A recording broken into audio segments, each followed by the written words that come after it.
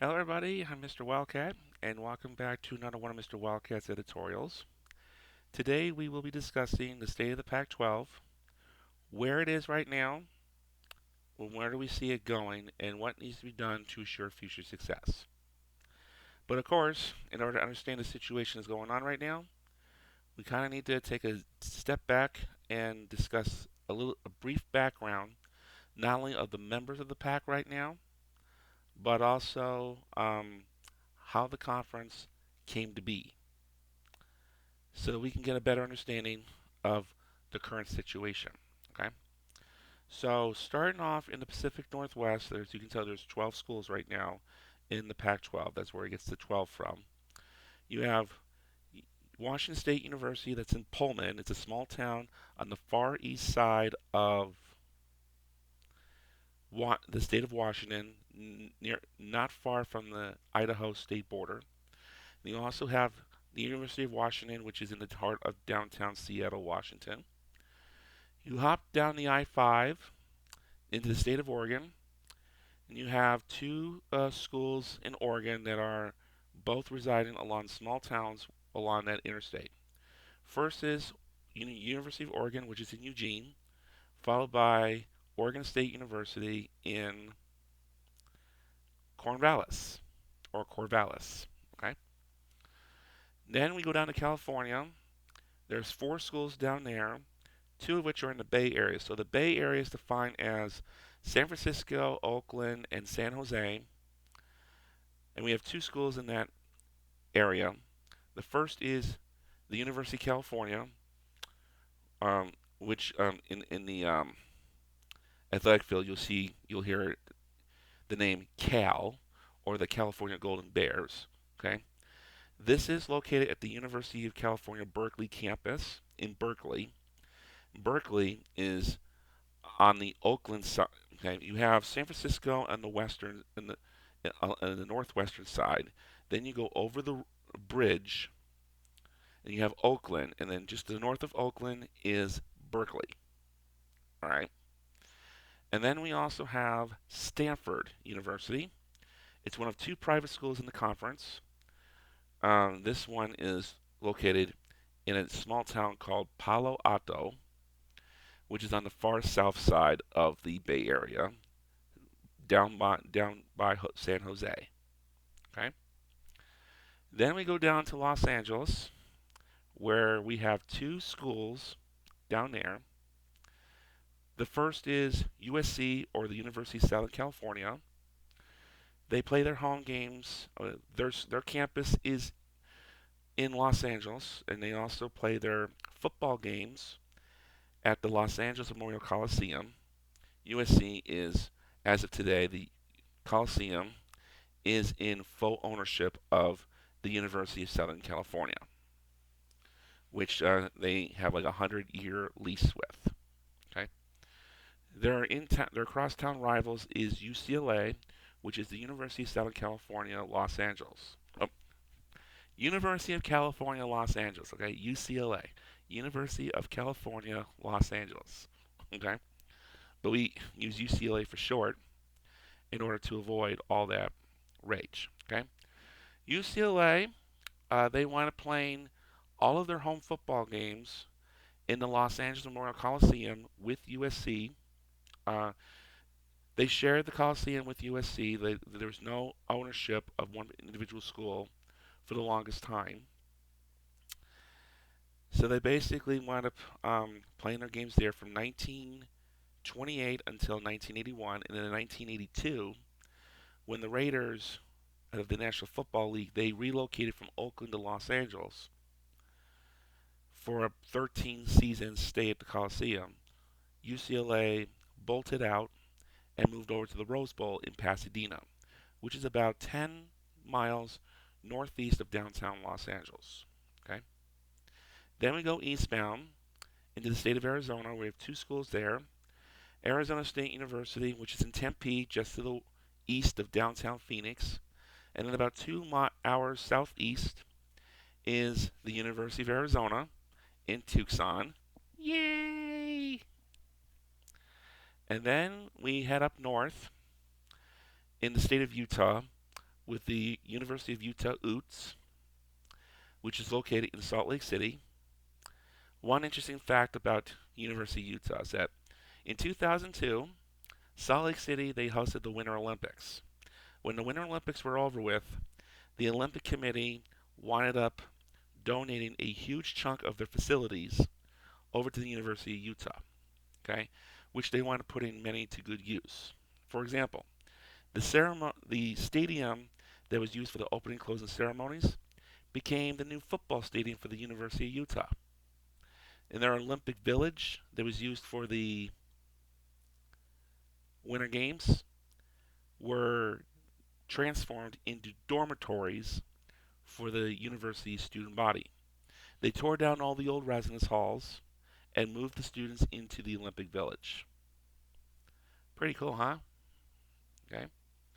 And then just to the east of Utah, we're in Colorado, in a town called Boulder, where we have the University of Colorado. Okay. It's officially called the University of Colorado Boulder, but we just call it Colorado. All right. So now that you know the different members, let's go into a brief history of the conference as a whole. Okay.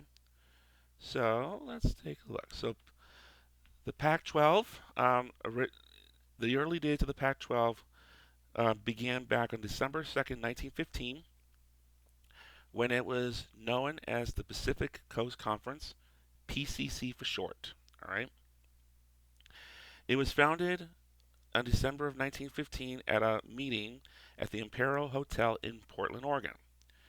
It only had 4 charter members when it first launched.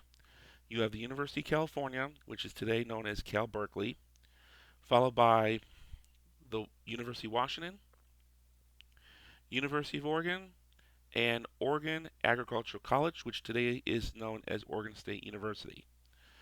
The Pacific Coast Conference officially kicked off in 1916. In 1917, Washington State College, which today is known as Washington State University, joined the league, and then Stanford joined shortly afterwards in 1918. Okay. In 1922, Pacific Coast Conference expanded to 8 schools, or 8 members, when they accepted USC and Idaho. Now, USC unfortunately got suspended for the 1924 season for reasons which we'll cover in just a few moments. But for the most part, they've been part of the Pac ever since. And you also have Idaho that wind up joining. They basically stay with the stay with the Pacific Conference until 1959. Okay, and then and we also have Montana. They joined the conference in 1924, and they would stay until 1950. And then in 1928, our last member, for the time being, was UCLA. Okay. For many years, the conference split into 2 divisions for basketball and baseball: Southern Division, which comprised of the 4 California schools, and a Northern Division comprising the 6 schools in the Pacific Northwest. 1950, the Montana departed to join the Montana States Conference, and the Pacific Coast Conference remained as a 9-team league through June of 1959. Throughout the 1950s, okay,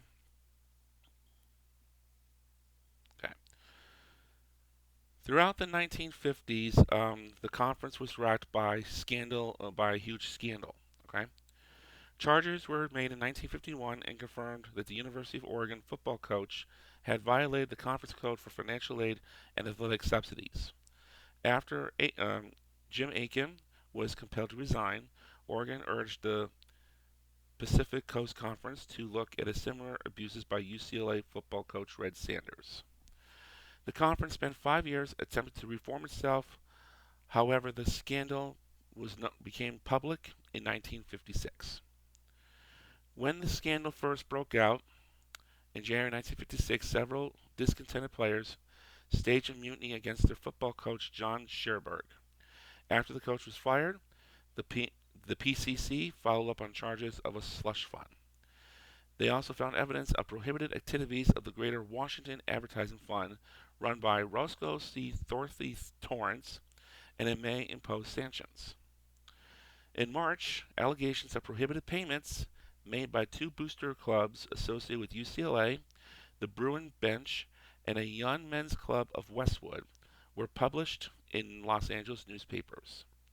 UCLA refused for 10 weeks to allow the PCC officials to proceed in their investigation, and when UCLA admitted that all members of the coaching staff had for several years known of the unsanctioned payments, okay, they, and then eventually they finally admitted all members of the football coaching staff had for several years known of the unsanctioned payments to student athletes and had cooperated with the booster club members and officials who actually administered the program by actually referring student athletes to them for such aid. Scandal thickened as a UCLA alumnus and member of the UCLA Advisory Athletic Board blew the whistle on a secret fund for payments in violation to the conference rules to University of Southern California players, known as the Southern California Educational Foundation. The same alumnus also blew the whistle on Cal's phony work program for athletes known as the San Francisco Gridiron Club, okay, with an extension in the LA area known as the Southern Seas Fund. 1957, the conference fired their commissioner, Vic Schmidt. He had been tasked to clean up the conference and had imposed sanctions on UCLA, including suspending athletes and prohibiting participation in the Rose Bowl for 3 years. The first major reaction came from the University of California system, in which Robert Sproul, who was then president of the University of California, along with the chancellors of Berkeley and UCLA, drafted a 5-point plan emphasizing academic eligibility standards, setting two UC campuses apart from the PCC and laying the groundwork for their departure. For Sproul, the PCC dispute was not just about athletics, but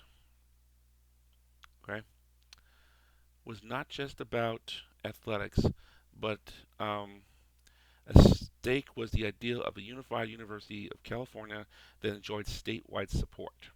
The ideal collided with aspirations of UCLA alumni who believed that Sproul's vision would always favor the Berkeley campus at the expense of a younger UCLA campus. Oregon State campus president August Leroy Strand wrote that the reasons for California and UCLA dropping out, okay,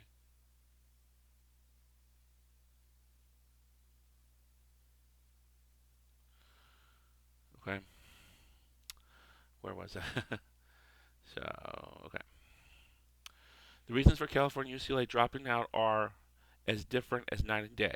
Significance of the whole affair was the union of Berkeley and UCLA. Admissions and scholarship have nothing to do with the withdrawals. The marriage of the desire on the part of Berkeley with the known ambitions and necessities of sister institutions have produced a bastard that has the bard of a purebred, but the innards and hair of a mongrel. The Pacific Coast Conference was falling apart, and it eventually led to the dissolving of the conference after the 1958-59 season. Scandal was one of several problems during the chancellorship of Raymond B. Allen at UCLA that caused him to fall out of favor with the regents of the University of California. Allen was widely expected to become the next UC president, but instead in October 1957, UC Berkeley Chancellor Clark Kerr was the regent's unanimous choice to succeed Sproul. Okay.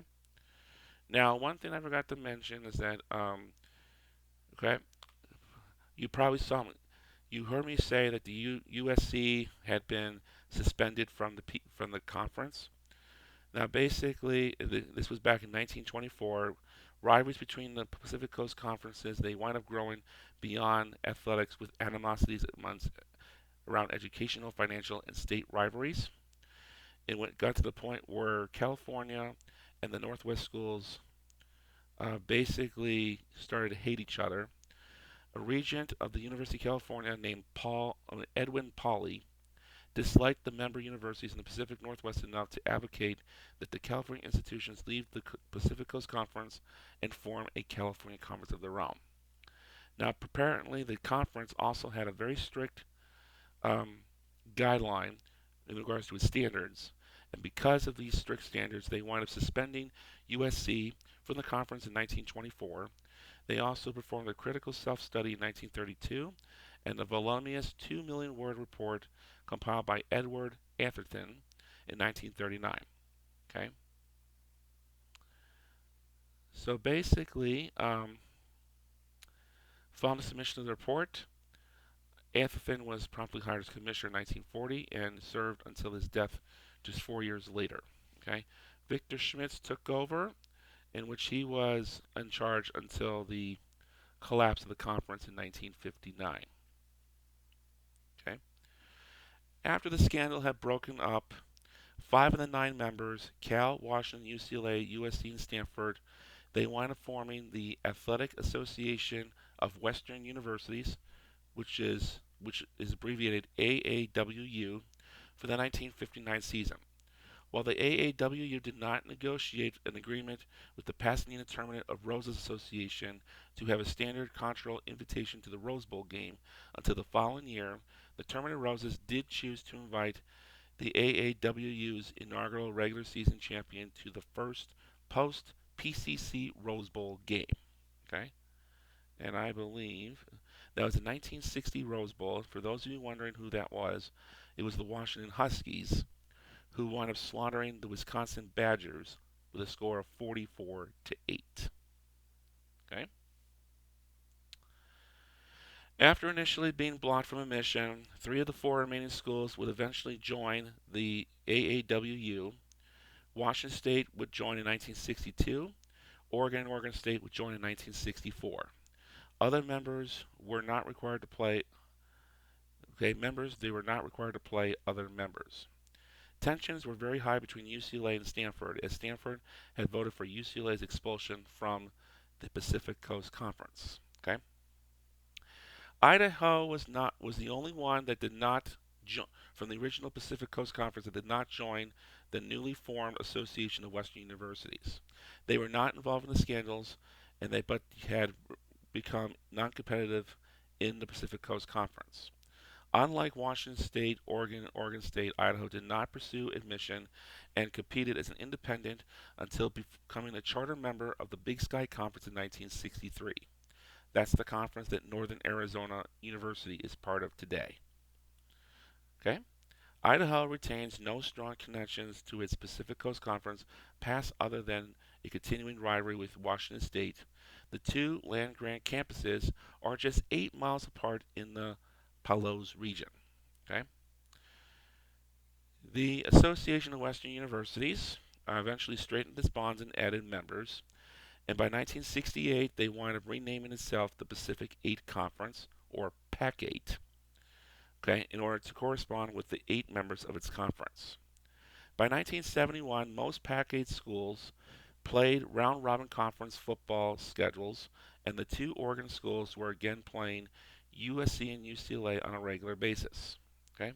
In 1972, Stanford, which was basically named the Stanford Indians, they wind up falling victim to the PC movement of, okay, back in the early 1970s, there was a big protest over the way Native Americans were being portrayed in society, such as motion pictures and athletics, okay, such as having Indian team names for college and professional sports, okay.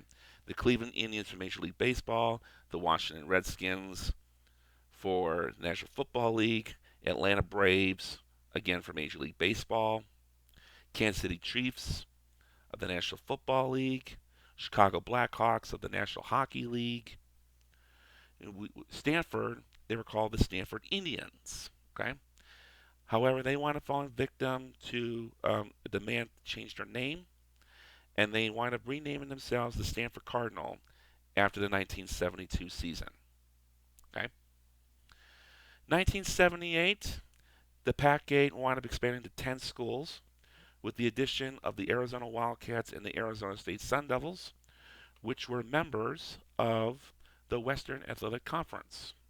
And the conference was renamed to the Pacific 10, or Pac-10 for short. They remained the Pac-10 for over 30 years. By the end of the 2000s, there was serious talk about possible. Okay, there was a serious talk. The Pac-10's TV contract was up for renewal.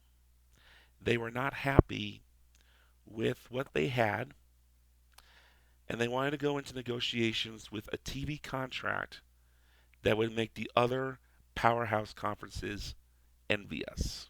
Okay, our TV contract at the end of by the end of the 2000s was basically, in terms of national coverage for football, it was basically ESPN and Versus. Okay, and they only picked a handful of games. Most games got wind up getting picked for the regional Fox Sports Net channel. There was a regional Fox Sports network. Okay, before Bailey bought them out within the last year or two. Okay, it's called Fox Sports Net, and there was a regional sports network. Okay, within the individual areas. Okay, so here in Arizona, you had like Fox Sports Arizona, which basically covered Arizona and Arizona State. Okay, you probably had like Fox Sports Bay Area that would do Stanford and Cal Berkeley. Okay, you saw a lot of games being televised on these regional networks. Okay, so to say. And then you also have but there would be a couple of games that would be covered on a national level. Now, one thing that do mention, when it came to the non-conference games, you were not guaranteed to be televised. Okay, so if you were playing a nobody that nobody cared about, and there were other games out there that were more important, you got the snub. Your only way to see the game would basically to buy tickets to see the game in person. Okay, so that was the TV contract. Okay, versus it started off as the Outdoor Life Network, and then when Comcast and NBC merged together, versus eventually became the NBC Sports Network. NBC Sports Network had dissolved within the last 2 years after NBC lost the rights to the National Hockey League to ESPN and TNT. Okay, so basically, you had a wide variety of outlets out there. So like you had the ESPN, you also had Fox. Okay, for the most part, they wind up showing like all of Fox's football games were on the regional sports networks, but they were wanting to get into the national market, and they wind up canceling their longest running. Okay, they had two programs that they had on their Saturday night lineup for over 20 years: Cops and America's Most Wanted. They canceled those shows in order to cash in on the college football market because prior to 2010, the only football games that would be televised nationally on a national level through Fox would be certain BCS bowl games. Okay, see, Fox did have the rights to the BCS bowl game package, excluding the Rose Bowl, of course, through the late 2000s, and they went airing particular games from that. Okay, and then you also had NBC. They had just gotten the rights to the. They had just acquired Comcast. They wanted to turn Versus into the NBC Sports Network, and they wanted to get an advantage on the college football market as well. So there was a huge, wide avenue of additional things that basically could happen. Now, in addition to the Pac-10 had a couple of demands they wanted from themselves, such as a their own TV network, which if was successful, they would be the third conference conference in the NCAA to have their own TV network. And then they also wanted a conference championship game for college football. In order for those two things to happen, the Pac-10 had to go out. They were required to have at least 12 schools in their conference in order for those things to happen. And by having, okay, and they figure like, hey, this will help us with our TV contract by luring in some additional schools that will help add to our resume. Make the, we can negotiate a better deal for our conference in terms for our TV contract. So they basically went out to the Big 12 and they basically they reached out to a huge chunk of the Big 12 conference. Okay, they reached out to Colorado, they reached out to Oklahoma and Oklahoma State, and in Texas they reached out to the Texas Longhorns, the Texas Tech Red Raiders, the Baylor Bears, the Texas Longhorns, and the Texas A&M Aggies. Okay. Now apparently they did not send an invitation to Nebraska, who was on the who had already declared that they were leaving the Big 12 for the Big 10. Missouri, they didn't reach out to Missouri because they were eyeing a move out to the Big 10 or SEC, and they wound up joining the SEC once Texas A&M got accepted to their conference. Texas A&M respectfully declined the invitation because they were eyeing a move to the SEC, and when they finally got accepted, the SEC needed to bring in another school immediately in order to offset their divisions. And with Missouri being the one school that was free to leave um, at a moment's notice, Missouri was the one to go. Okay. Colorado was the only one to basically accept. They accepted immediately, and for the other schools, like the two Oklahoma schools and okay, all the other Texas schools, they basically waited to see what the University of Texas was going to do. Because whatever Texas decided to do, they were going to follow suit. And it opened up the doors for a potential Super PAC conference, uh, expanding from 10 to 16 schools. And if this were to have happened, okay, if Texas were to accept, all these other schools were going to follow suit. So basically, what would happen would be, if this were to have happened, you would basically split the pack into a Western and Eastern division. The Western division would be the original Pac-8, all the schools along the Pacific Coast, and then the Eastern division would be the two Arizona schools along with the new recruits. Okay, and it would have made for Arizona, who had been long dying to get into a Rose Bowl game, for its first ever Rose Bowl. If Texas were to have joined, our chances of making it to the Rose Bowl would have been once every 40 years at best. Okay? Texas, at the end of the day, respectfully declined the invitation because if Texas had accepted, the Big 12 would have officially ceased operations, and its three remaining members, Kansas, Kansas State, and Iowa State, would have been left in the cold, having to find membership elsewhere immediately. Okay? Texas didn't.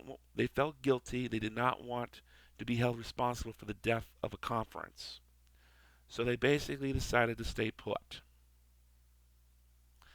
And all the other schools followed suit, except for Colorado. They were the only ones to actually accept. So after the Texas and Oklahoma schools respectfully declined the invitation to the pack, we were up to 11 members. We needed to go out and find one more.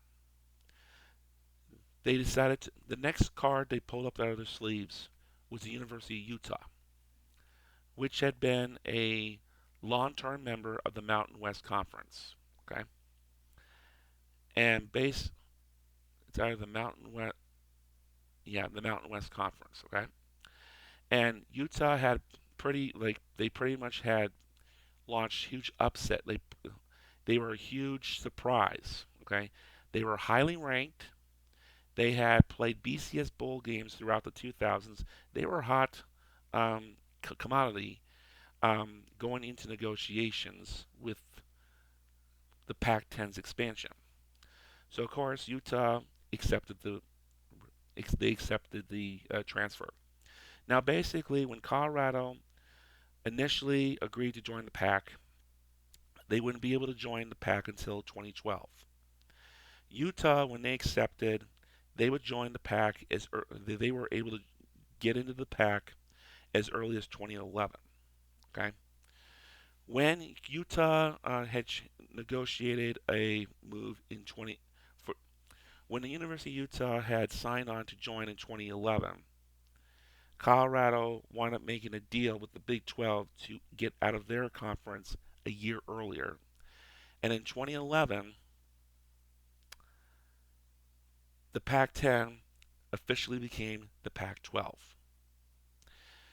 And the TV contract that they wind up doing, it was be a 12-year TV contract. Okay, the two okay, basically you had NBC and Comcast. They basically had submitted a very huge bid for the Pac-12, but the Pac-12 ultimately agreed to a joint deal between Fox and ESPN that would run 12 years for, I think it was either $3 or $4 billion. Okay.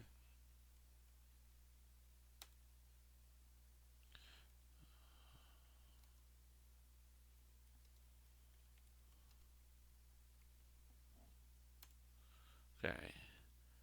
It was a $3 billion. Okay. So basically, $3 billion. Okay. As a joint contract between both Fox and ESPN. And this would not start until July 1st of 2012. Okay? 2 months after the new contract began, the Pac-12 network was officially born. And with this new TV network, you basically you had like two different things. You had a national Pac-12 network that would be shown throughout the whole country, and then you also had six regional Pac-12 networks. Okay, um, each regional network would accommodate two different schools. You had Pac-12 Mountain that they catered specifically to Colorado, Utah. Pac-12 Arizona catered specifically to the Arizona University of Arizona and Arizona State. Pac-12 Los Angeles, which catered specifically to USC and UCLA. Pac-12 Bay Area, which caters specifically to Cal and Stanford. Pac-12 Oregon for Oregon and Oregon State, and Pac-12 Washington for both Washington and Washington State. Okay. The biggest controversy behind this Pac-12 network creation was that it was not that the Pac-12 networks was not available on direct TV. Just about most other TV outlets were able to make a deal with the Pac-12 networks to carry it on their lineup. DirecTV was the one that was unable to land a deal for some reason or another. Okay, and I know there's a lot of people that had gone out there and basically complained like, can't why can't the Pac-12 just go out and negotiate a deal with DirecTV? Okay, this is a thing that they wind up submitting, a question that was somebody had sent to University of Arizona's athletic director at the time. I don't recall exactly who it was, but I remember the response it was. Basically, in order to try to negotiate a deal with DirecTV, if we were to go out and negotiate a deal with DirecTV, you would have to strike a new deal with every other TV carrier that we had signed with. And at the same time, we would risk losing them in the process. All right.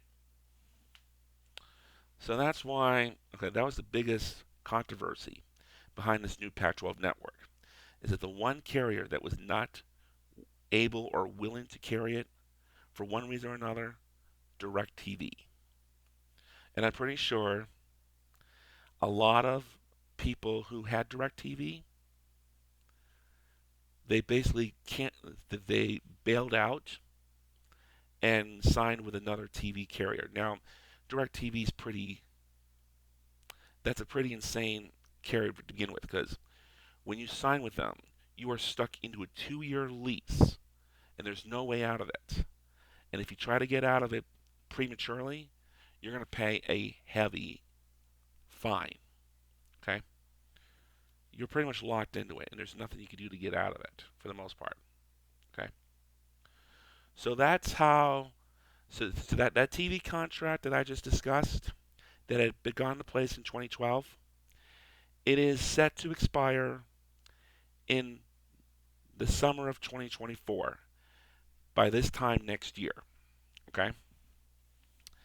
So when the Pac-12, so basically when the Pac-10 became the Pac-12, you basically had to split. When it came to college football, they basically decided to split the conference into two separate divisions. They wind up going with a geographical division. However, it was when originally aligned the divisions, it was a lot harder than it looks.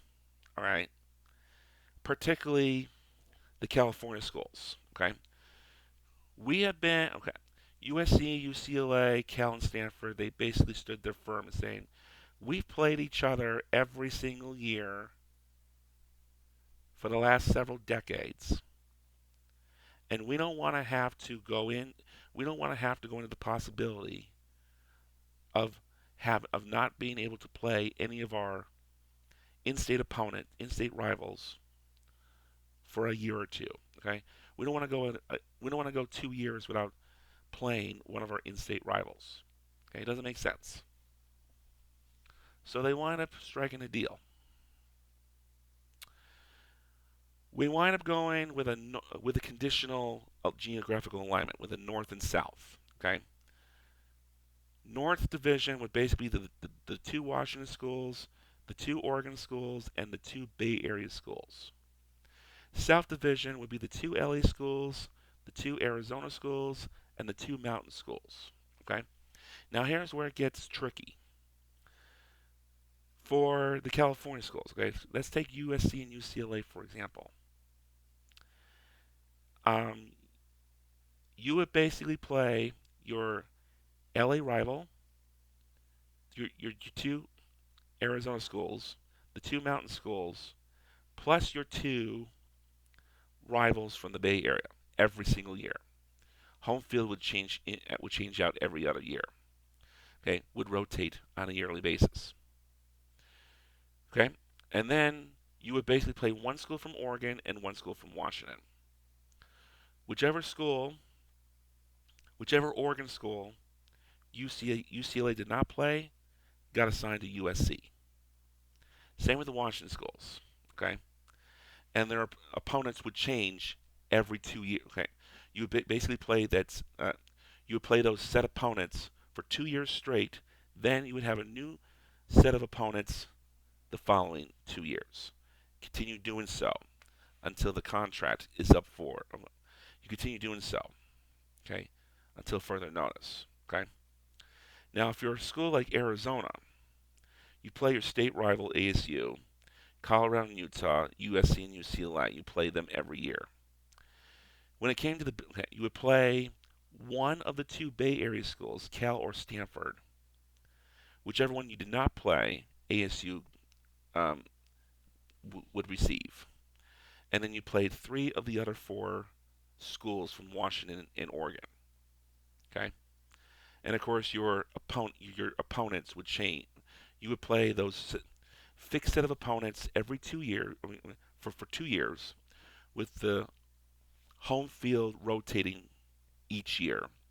And then after that second year, you would receive a new set of opponents from the north. Okay, you would play the other school from the Bay Area, and then you would get a different opponent from Washington, Oregon that you would not play, and they would be on a rotation. Okay, The team with the best conference record from each division at the end of the season, and at the end of the regular season, they would play each other in a conference championship game that basically would decide the conference champion and who would get to represent the Pac-12 in the Rose Bowl. Okay, so the first 3 years, they basically awarded. They decided to have the Pac-12 championship game played at the school with the better conference record. Okay, which of those two schools had the better conference record? Okay, and they got to host the conference championship game. So pretty much it was I believe it was. Let's take a look at the Pac-12. Okay, bear with me, guys. Okay, something I want to look at here.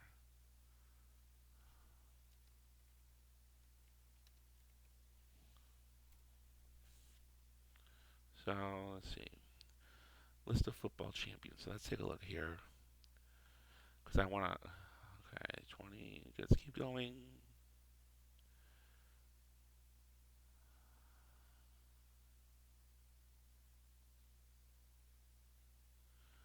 Oregon, Stanford, and Arizona State University. All right.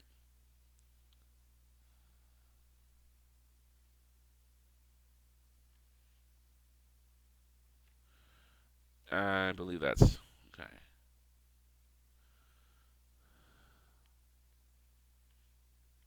Oregon, Stanford, and Arizona State University. They were the three schools that got to host the conference championship game on their campus. And when they wound up submitting their feedback to the Pac-12, they basically it came with a very mixed slash negative response, having to rush to get everything put together. Okay. These schools they spend months, literally months, putting everything together to for a football game. Security, okay, parking, security, volunteers, having to reserve the facility to make sure it's um, free to use. Okay, by hosting a conference championship game, like you're literally given less than 7 days to put everything together. When during the rest of the year, you literally have months to work on it. You're doing months of work in less than a week, and it puts a lot of stress on the university. Well, guess what? After ASU wind up hosting the Pac-12 championship game in 2013, you didn't have to worry about hosting anymore. In 2014, San Francisco 49ers opened up a brand new NFL stadium up in the Bay Area called Levi Stadium in Santa Clara. The Pac-12, let's see, 1, 2, 3, 4, 5. They want to play in the next 6 years. Okay?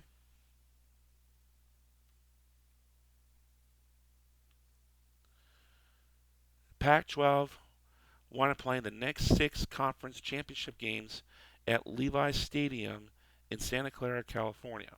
Okay? 1, 2, 3, 4, 5, 6, 7, 8, 9. And I can tell you right now, on 8 of the first 9 conference champions in the conference championship history were awarded to the North Division. Okay, Oregon they won the first game in 2011 over UCLA. Then Stanford beat UCLA in 2012. Stanford beat Arizona State in 2013. Oregon over Arizona in 2014. Stanford over USC in 2015. Washington over Colorado in 2016. USC over Stanford in 2017. Washington over Utah in 2018. Oregon over Utah in 2019. In 2020, the Oregon Ducks winded up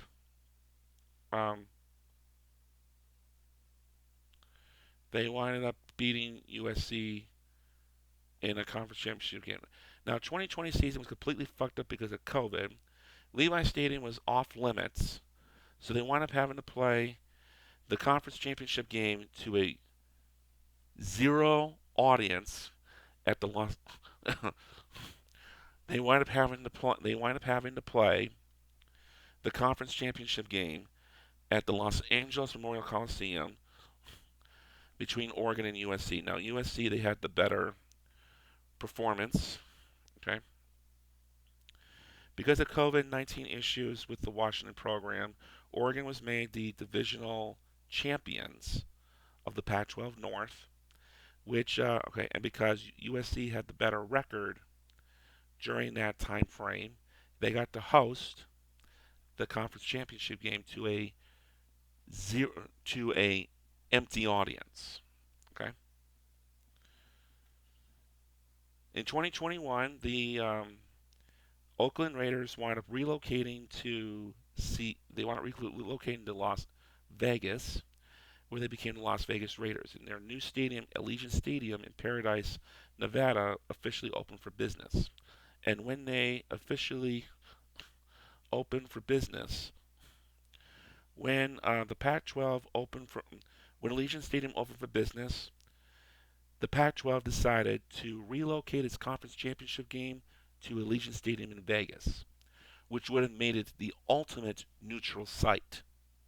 The one criticism of hosting the game at Levi Stadium up in Santa Clara, anytime Cal or Stanford got the conference championship game, it was considered a home game for them. There are no Pac-12 schools in Las Vegas, and with the basketball tournaments being played in Los Angeles, with the basketball championship games being played in Las Vegas since 2013, the Pac-12 wanted to make Las Vegas their championship destination, which is the main reason why they wound up relocating their conference championship to Allegiant Stadium in Las Vegas. Okay. Starting after the 2021 season, the Pac-12 basically realigned. They basically restructured their who was going to compete in the conference championship. Okay, in order to be the North versus the South. They did away with divisional champions, and they basically They decided to instead go with a alliance system. Basically, the two schools in the conference with the best conference records, regardless of which division you're from, got the Pac-12 championship game. The team who finished at the very top, they got to be the designated home team for that game. Okay. This past year was the first time that we got to see that, which basically we saw USC and Utah, two schools from the Pac-12 South, playing each other for the Pac-12 championship title. Okay. One thing to tell you guys right now: everybody from the Pac-12 South has won the South Division at least once since the conference expanded to 12 schools. Okay, Colorado, Arizona State, Arizona, they each have won the divisions once. UCLA won it twice in 2011 and 2012. USC and Utah have each won the division 4 times. Okay, USC won it in 2015, 2017, 2020, and 2022, with Utah winning in 2018, 2019, 2021, and 2022. Or at least they've appeared in the conference championship during those times. Okay. So now that you know the history of the Pac-12, here's where we are right now. Okay. Last summer, June 3rd, around 2021, 2022, the Texas Longhorns and the Oklahoma Sooners shocked the entire NCAA by announcing that they would relocate from the Big 12 to the SEC beginning in 2025. Panic in the Big 12 had emerged. Many members of the conference came knocking on the Pac-12's doors wishing to join, and hopefully Pac-12 was wanting to expand. Pac-12's response was, we have 12 members right now. We're happy with what we have. We do appreciate the offer. We currently are at 12 members, and we're happy with the way things are right now. Okay, so that's what it was. And then eventually, okay, and then last year, either earlier this year or late last year, okay, Al, uh, Oklahoma and Texas, they wind up working a deal out to exit the Big 12 1 year earlier, which would take the Sooners and the Longhorns into the SEC beginning in 2024. Okay. So last year, June 30th, 2022, another huge, probably a much bigger shocker approached the entire NCAA. And it even shocked the entire Pac 12 as a whole. Okay? Nobody knew about this until it hit the media. USC and UCLA, the Pac 12's two most valuable members, reside mainly for residing in the LA market, they had signed a deal to relocate to the Big Ten Conference beginning in 2024. The reason why they would not start for the Big Ten until 2024 is because that would be the end of the current media rights contract for the Pac-12. And it would make it the perfect time for USC and UCLA to leave.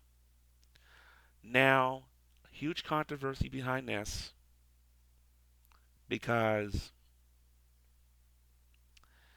it doesn't make sense. Okay? Big Ten wants to reach out to the LA market. It makes the conference much more valuable. And basically, it says, we're the first conference to go from coast to coast. Okay, we have Rutgers, who is part of the New York, New Jersey market in the Atlantic, along the Atlantic coast. And then we have the LA members on the West Coast. All right. So this will push the Big Ten wind up expanding from 14 to 16 members with this move.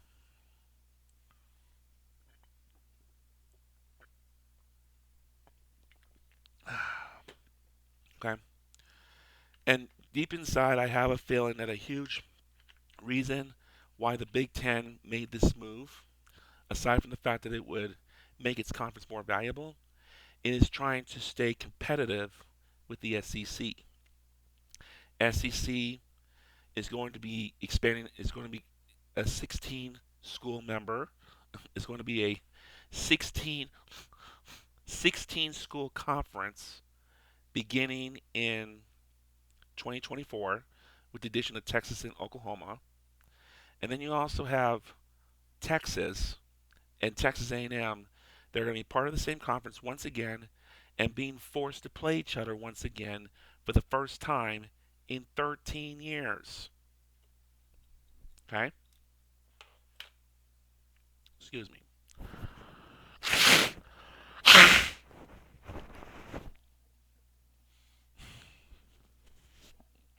Okay? So, yeah. Texas A&M left for the SEC because they want to get away from Texas, but now Texas wants to join, and now these two are going to be stuck with each other once again. Okay. So with this move, the Big Ten was when they announced USC and UCLA joining the Big Ten. It basically allowed the Big Ten their TV contract was up for renewal as well. And it was, of course, a joint contract between ESPN and Fox, just like the Pac 12 was. However, this one is going to be a much bigger and a more valuable one as well. The Big Ten's TV contract that they just signed shortly after USC and UCLA's acceptance is going to be a joint contract between ESPN, Fox, and NBC for $7 billion. Na na na na na na. Well, that's with a B. All right. And who knows how long that TV contract's gonna be good for? Probably about 12 years. That's the standard contract these days. Okay. Now apparently the SEC is going to be ditching their TV contract with CBS, and CBS is going to start televising Big Ten in the process. Now the Pac-12 is falling apart, and they don't know exactly what to do. All right. There's a lot of questions out there, and they need okay. And then basically these are going to have to get answered quickly. Okay. Are they going to stay? Are they willing to go down to a 10-member school? Are they going to find somebody to replace them? Is the conference even going to remain in existence? All right. These are huge questions that have to be answered. Okay. Now, since UCLA and UCLA's announcement, the Pac-12 has been in negotiation. They had basically attempted to reach out to other schools to, in order to keep its 12, in order to keep 12 schools in their conference. Okay. Now, the one school they have been deeply obsessed with going after is San Diego State, the San Diego State Aztecs from the Mountain West Conference. Okay.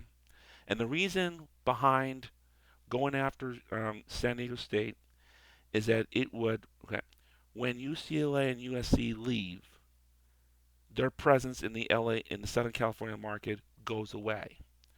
By signing on San Diego State, their presence in the Southern California market will remain, just not in the same capacity that the LA schools have given. But it will still be there. All right. There is also talks with Fresno State, and who knows what dealt with them. But earlier this year, Pac-12 has also approached Southern Methodist University, SMU, in the Dallas-Fort Worth metro. Okay. Part of the reason why they would want to join, part of the reason why the Pac-12 would want SMU is because they bring the Dallas-Fort Worth market into the conference. One of the top metropolitan areas in the country. Okay. And they would want to bring them, which would basically help. It's not going to completely fill the void of LA, but it will help tremendously. Now, unfortunately, SMU, in my opinion, I don't know what the hell Pac-12's thinking, but Southern Methodist is a in my opinion, Southern Methodist is a very controversial pick. And I'm going to tell you why. Okay? There was a time, like about 45 years ago, Southern Methodist they became a powerhouse out of nowhere. All right? And basically from the late 70s to the mid 80s, Southern Methodist was at the top of their game. And apparently they got too good. In fact, they got way too good recruiting very valuable players and taking players away from other traditional powerhouses, that they basically got themselves in a lot of trouble with the NCAA for recruiting violations. SMU had been caught time and time again offering cash and cars and bribes not only to the players but their families for in exchange for them coming to SMU, put on a uniform, and playing for the team. And would basically, okay, and they even took care of the families as well by helping some of them move to Dallas so they can be closer to their sons. And they even slid cash under the table, okay, which was completely illegal. So scholarship rules for the longest time, until recently, basically said that players were allowed full tuition and full books, a, a place to, okay, free housing, free student housing, as well as 3 meals a day. That's it. Nothing more. And if you wanted receiving anything else other than that, it would be considered an improper benefit, which could not only make you ineligible for playing NCAA athletics, but it would also put your school into infringements as well, having to pay heavy fines, having to vacate victories that you may have made, having to um, withdraw from participation in future postseason play, etc., etc. Okay. Now, what SNU wound up doing, what they wound up doing that not other school had happened to them, was that SMU actually got the death penalty in 1987 for for infringements that were made after they were put on their latest um, probation. There had been in 1985-86 there was a piece of legislation that had passed overwhelmingly, which basically would create the death penalty for schools who were violating their probation. So SMU was put on probation in 1985.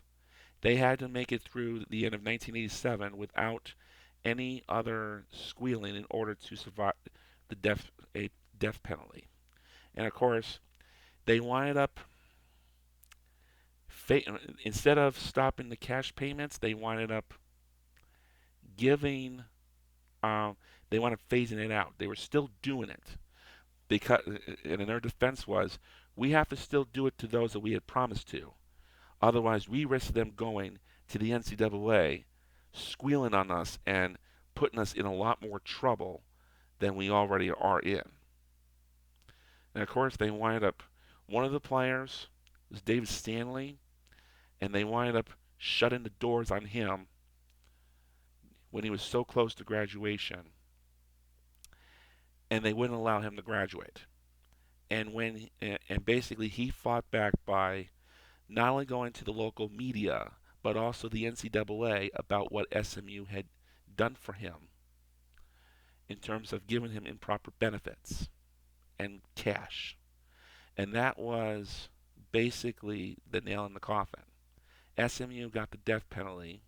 They were prohibited from playing any football for the 1987 season. They were not allowed to play any home games for 1988. They wound up basically shutting down the football program for 2 years. All of their players were basically transferred to other powerhouse schools, and it basically set SMU back at least 20 years. Okay, so SMU is a struggling school, and even though it is part of the Dallas-Fort Worth area, I'm not sure whether or not SMU would be a perfect pick for the Pac-12, considering their background and how. Okay, it's possible SMU might have better luck in the Pac-12 than they have had in their other conferences, but it's going to be very tough to say. Okay, so, but of course, SMU is basically keeping its silence until the Pac-12 can negotiate a TV deal, which is Supposed to come. Allegedly supposed to come out in about within 2 to 3 weeks of me shooting this video. So this next couple of weeks are going to be very important for the Pac-12. What kind of TV deal are we going to get? And I can tell you right now, doesn't seem good. I don't think they're going to. Rumor has it Pac-12 might not be going after a. They might not be going after a TV broadcaster. They like such as ESPN or Fox or ABC, NBC, CBS. They might not be going after one of those. They might be going for like a direct consumer, like direct online streaming or something like that. There is even one possible rumor about the Pac-12 playing their home games on PBS. What the fuck? PBS out of all things? God, you couldn't even pay me to watch half the shit that's on that network for Christ's sakes. Okay? And that doesn't even include the kids program. Okay? And that doesn't include that liberal propaganda that they shove down the kids' throats during the day. Okay? Okay?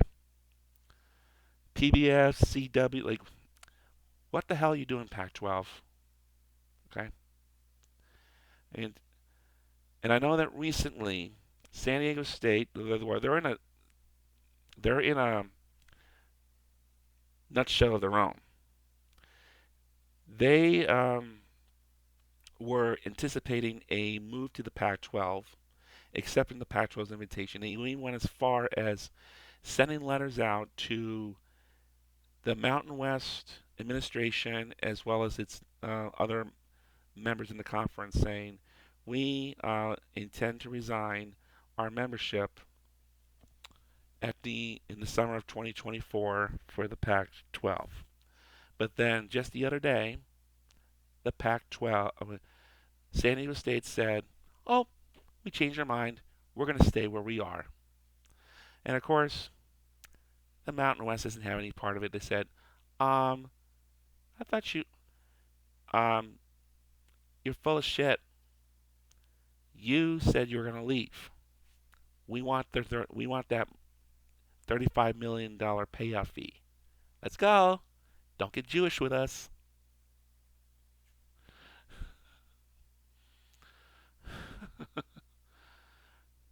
So they are in a nutshell of their own. Now they're not sure whether or not they're going to get accepted into the Pac-12, but it's all probably at this point it's all probably going to depend on whether or not on what the TV contract comes out to. But I can tell you something else. All right, if this if this Pac-12 TV contract that they come up with is garbage, which I think is a possibility. Oh my God, it may be time. Like you have half the conference that are looking to exit the Pac-12, depending on exactly they're looking to exit the Pac-12 and go somewhere else, depending on what kind of TV deal the Pac-12 can come up with. Okay, they've already done away with their conference headquarters in San Francisco, and they in favor of going remotely, which makes sense considering the disrepair the city of San Francisco has become. Okay,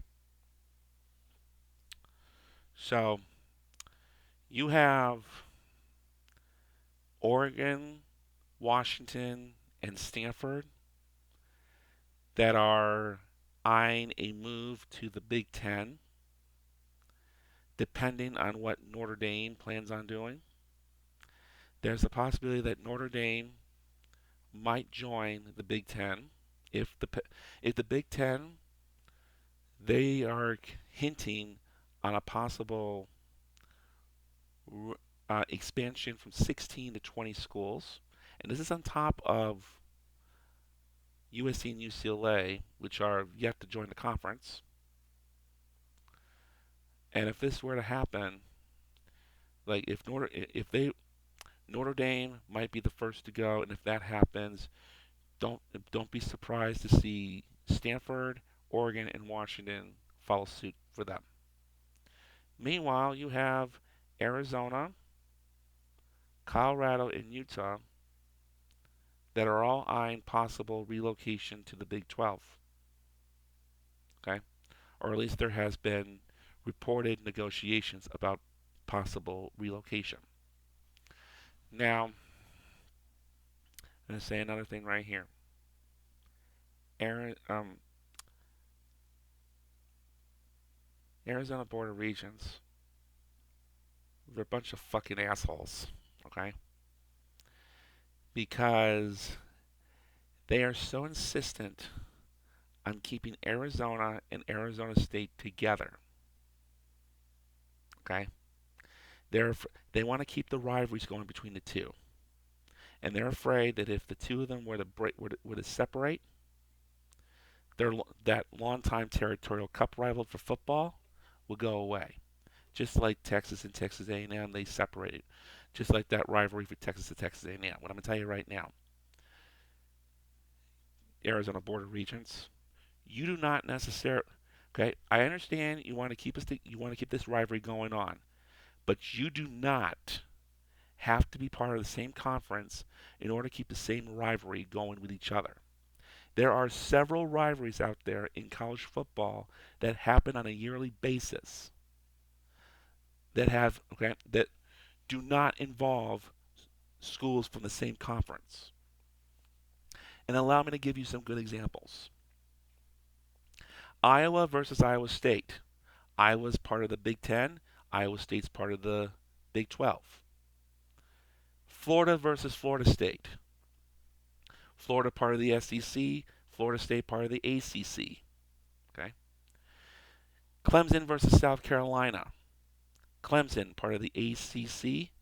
South Carolina part of the SEC. Okay. They're both in the same state. Okay. Utah versus Brigham Young. Utah, part of the Pac-12. Brigham Young, they were independent for a while, and they're recently joining the Big 12. Okay, you don't have to be part of the same conference. Okay, and probably the biggest one of all, USC and Stanford, they each have annual rivalries with Notre Dame. Notre Dame is independent, and USC and Stanford are both um, part of the Pac-12. Okay. And for the record, guys, USC, many of you guys probably wonder that if USC is a public school. I thought it was a public school. Do not be fooled. Just because it has that Southern California name in its title, it is not a public school. It is a private school. Okay? Because it was founded by a Catholic priest and a Jewish rabbi. Makes it a private school. Okay? As a result. So, there's a lot of rivalries out there. So, I was probably Arizona, depending with the way this looks like. My advice to you is this: get the hell out of the Pac-12, go to the Big 12, leave Arizona State behind to fend for themselves, and the Arizona Board of Regents can go fuck themselves, as far as I'm concerned. Okay, okay, and if all these schools are part of the Pac-12, if I were you, pack up and get out as quickly as you can. This conference, based on what I have seen from the past year and the conference's inability to recover from USC UCLA departing, I don't see. I do not. They can try to recover by adding San Diego and Dallas, but at the end of the day, if that TV contract is not there, we are fucking screwed. All right? That is my 2 cents. You guys may agree or disagree with me. You have the right. You have the right to your own opinion. But please keep your feedback in the boundaries of good taste. I want to hear from you. What is your stance on the Pac-12, where they are right now, and where do you see them heading? Do you see the Pac staying? Do you see San Diego State or Southern Methodist joining? Do you see us landing a good TV contract? Do you see the Pac-12 having a viable future ahead? I want to hear from you. Leave your comments in the comment section below. Keep them appropriate, though, or I will delete them for sure. Okay?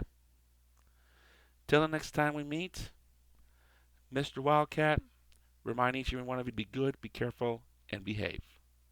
Bear down, Wildcats.